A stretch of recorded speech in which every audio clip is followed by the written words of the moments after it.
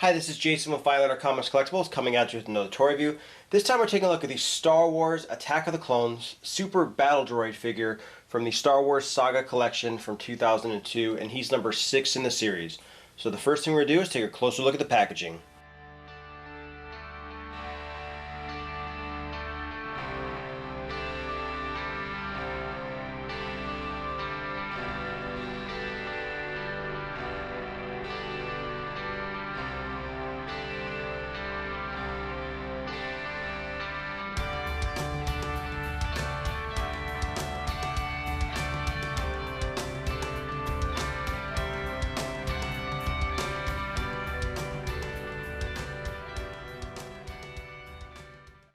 So taking a look at the packaging, this is a standard Star Wars Saga packaging from the Attack of the Clones toy line. So when the movie came out for Attack of the Clones, this is what you got. So you got the nice Star Wars logo with the little hands together with the lightsaber. Got a nice open bubble that shows the Super Battle Droid, and it tells you it's from Attack of the Clones with exploding battle damage.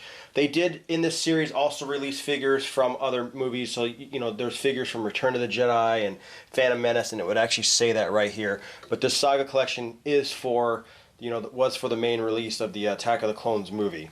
Moving on to the back, just gives you a little synopsis of Attack of the Clones. You know, gives you a laydown. It's Super Battle Droid. It's 02 for 2002, and it's number 6 in the series. And it shows you his little action feature. That was the main thing with this toy line, is they all had kind of like an action feature to them, or they're more action-oriented figures. And it also shows some of the other toys in the toy line. So pretty standard packaging. I'm not a big fan of this compared to some of the other packaging we've gotten, like Episode 3, Episode 1, even the newer stuff like The Force Awakens. I enjoy the packaging much better than this. It's, you know, this isn't as appealing as the other stuff, but you know, most importantly is what's inside the package. So let's get this guy opened up.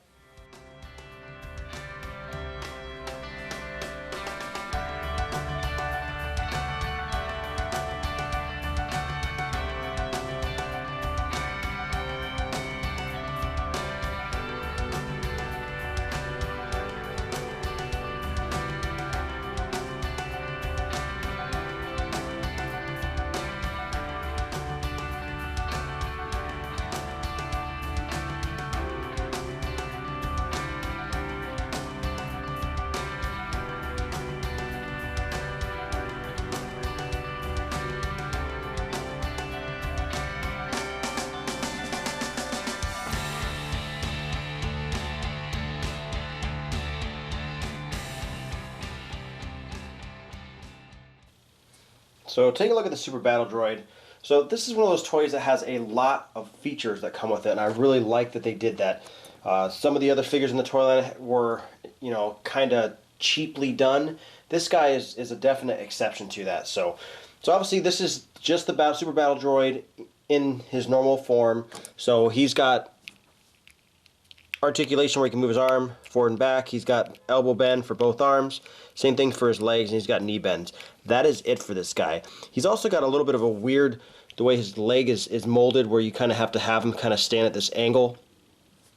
And that's essentially for the main figure, that's what you get. I do enjoy the molding and the paint in his arm. It's hard to see here with the lights on it. I did show it, kind of a little intro montage. And then moving on to the back, he has actually a button on his back, and that's what will cause, you know, the action feature for this figure.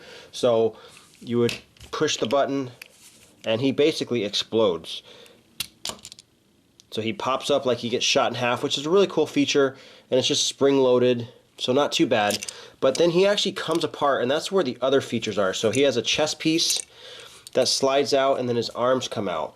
And you can actually, you know, you slide his arm in. He comes with an alternate arm, and then he also comes with another chest piece as well. So here's his alternate arm, which is actually his blast cannon, which I really like.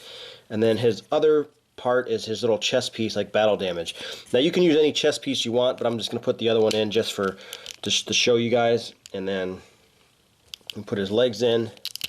And here we have him in his second form, which is really, really cool.